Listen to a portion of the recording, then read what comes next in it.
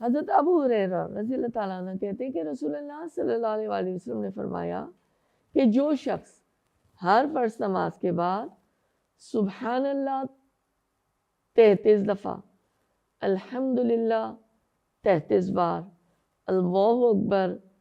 33 بار اور ایک بار لا الہ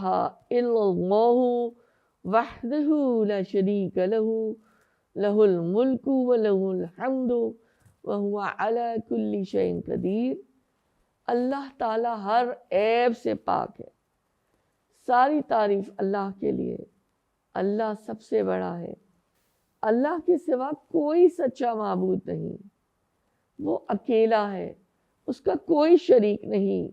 اسی کے لیے ساری بادشاہت ہے، اسی کے لیے تمام تعریف ہے، وہ ہر چیز پر قدرت رکھتا ہے۔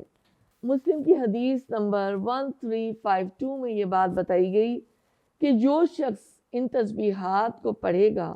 اس کے تمام گناہ معاف کر دیے جائیں گے، خواہ وہ سمندر کے جھاگ کے برابر ہو۔